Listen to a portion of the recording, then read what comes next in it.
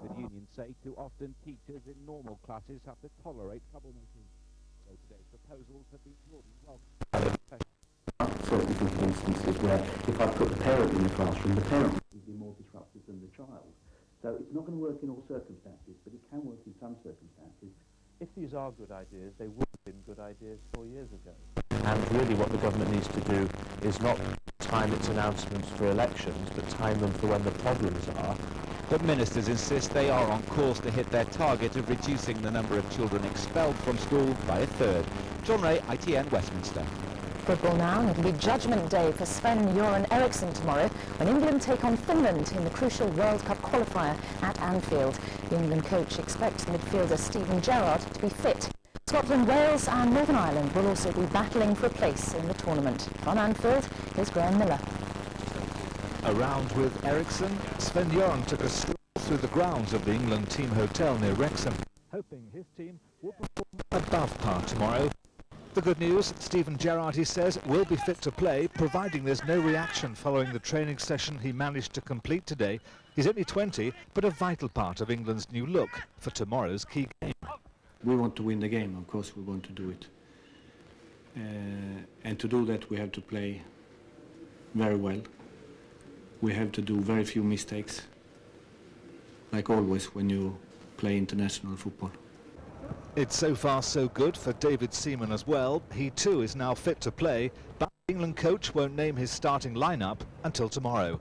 Led by Jari Litmanen, it was Finland's turn to train at Anfield this afternoon. The 0-0 draw in Helsinki last year, he says, could be a watershed for both teams. We haven't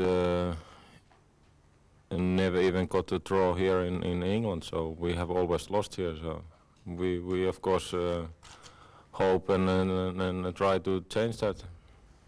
So we're just hours away now from the start of England's first competitive home match away from Wembley Stadium for 39 years. And Sven-Göran Eriksson is hoping all 44,000 here tomorrow will help cheer England on to a very important victory. It's a similar story for the other home nations involved tomorrow in World Cup qualifiers, Scotland, Wales and Northern Ireland. Scotland take on Group 6 leaders Belgium at Hampden Park. Coach Craig Brown says anything other than a win would put his side behind schedule for a place in the finals. Wales arrived in Armenia for a match they dare not lose if they're to have any chance of qualifying for the World Cup. They found conditions there, though, pretty bleak. Northern Ireland have the toughest test against the Czech Republic at Windsor Park. The Czechs, remember, are one of the strongest sides in Europe. Graham Miller, ITN Sport. A reminder of today's top stories. As the burning of animal carcasses continued throughout Britain, scientists painted a shocking scenario of as many as 4,000 foot and mouth cases by June. Tony Blair accidentally revealed today that he'll make up his mind about a May general election in the next 10 days. And the FTSE index finally made up some ground today, rising by almost 90 points after shares plunged earlier this week. We end tonight by returning to the foot and mouth outbreak. We've reported many times on how the disease is devastating infected areas. Not all of Britain, of course, has been affected. Shuli Ghosh has been finding out for tonight's special report the effects of the epidemic on uninfected Britain. The picturesque village of Alfriston on the South Downs Way, which runs through the Sussex countryside. Today it's silent. The car park, normally packed with coaches, is virtually empty. Every single rural footpath in the county has been closed, and the countryside has become a no-go area for both locals and tourists.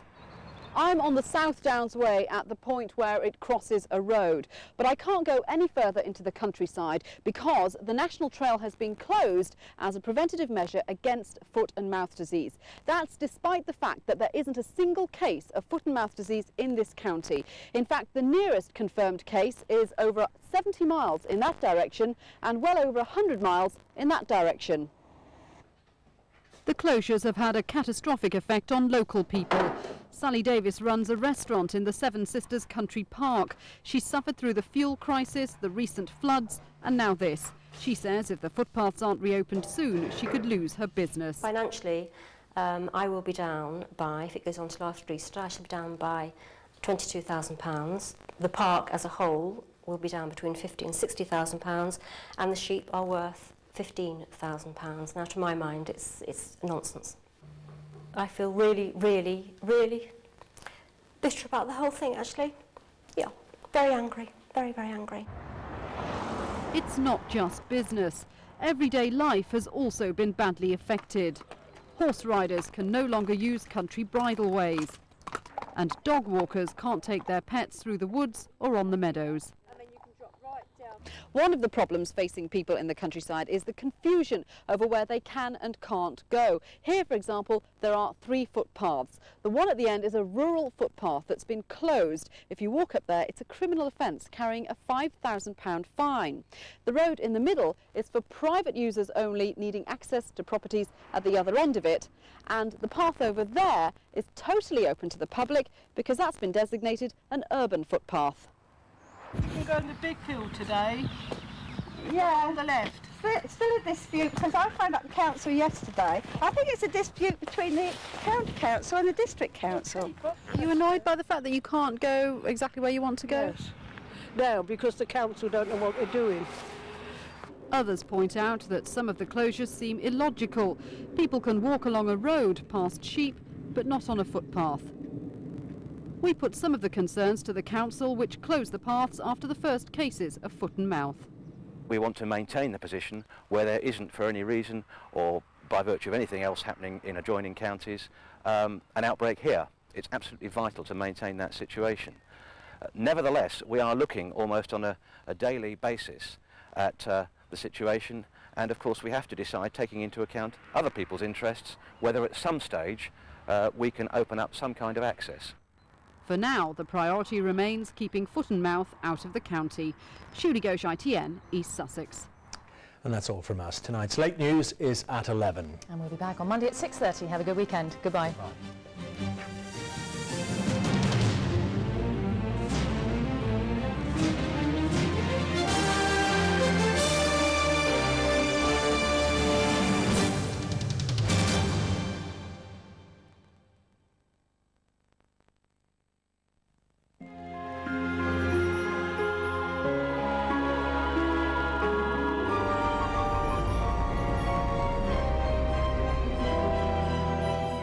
Gen, gas, electricity and telephone. Hello, good evening. It might be spring already, but I'm afraid there's some pretty unsettled weather around. Tomorrow we've a band of cloud and rain into this sort of position. Come Sunday, this sinks southwards to the southern half of Britain with that colder weather tucking in behind. Back to tonight, the remnants of today's rain move away, leaving a misty, damp, murky old night. Some shower outbreaks in the southwest and also some outbreaks of rain for the northern parts of England as well as Scotland, especially on the higher ground. We could well catch the odd flurry of snow. So into tomorrow and a misty, murky, overcast, damp, miserable old note, maybe a glimmer or so of brightness out to the west. Now during the course of the day, slowly but surely this mist and fog lifts and melts away, settles into a cloudy old day on the whole. Again, these showery outbreaks in the southwest, and we've some bits and pieces of rain and maybe even the odd piece of snow on the higher ground in Northern Ireland as well as Scotland. Temperature-wise tomorrow, we can expect these sorts of values: 6 for Glasgow, more or less 10 for Cardiff, 11 for London. Then comes Sunday with a colder weather coming down. I'm afraid these are pegged back in the southern half of Britain by a few degrees, more like 8 in Cardiff. So looking ahead to Sunday's weather now, and it's a cold day everywhere, chilly feel in the air, cloudy with rain for the southern half of the country, for England and Wales, brighter for Scotland as well as Northern Ireland, but certainly feeling chilly as well. And if you are out and about this weekend and pretty uncertain as to where exactly to go, this is the Advice Line telephone number with all the latest up-to-date information. And that's all from me. I leave you with our weather summary. Join us later if you can. Power Gen, gas, electricity and telephone.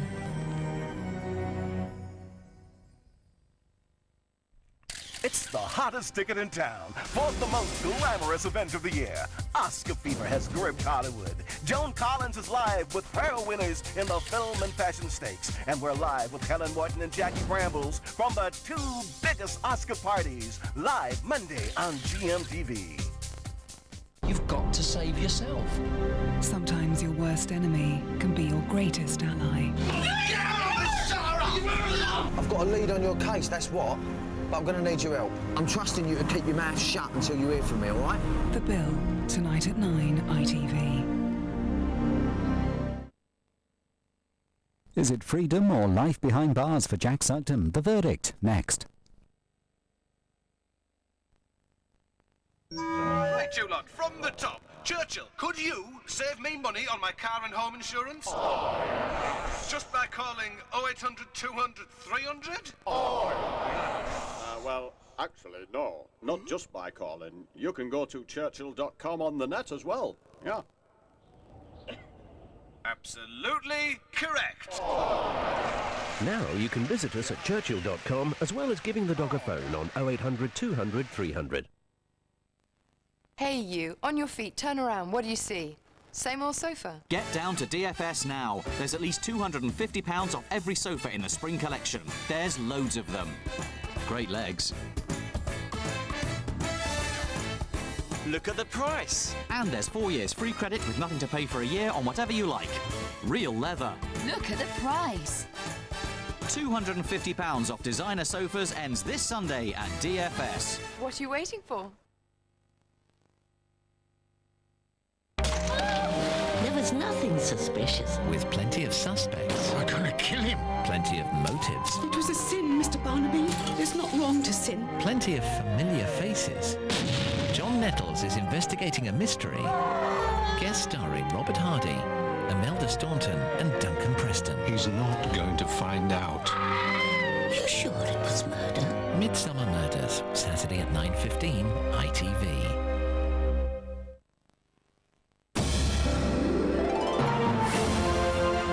Now on Carlton, guilty or not guilty? Hey, it's a good picture, look. Lovely sharp colours. Brilliant clear whites. Well, she's gone digital. Has she? Yeah. Set-top box. Emmerdale, the Great British Soap, sponsored by Daz Complete.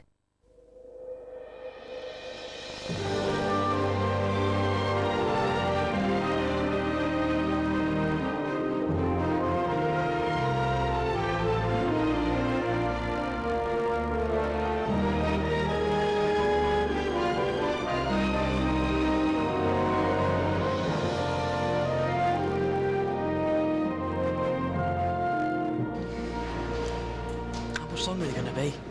I don't know. I thought I decided yesterday.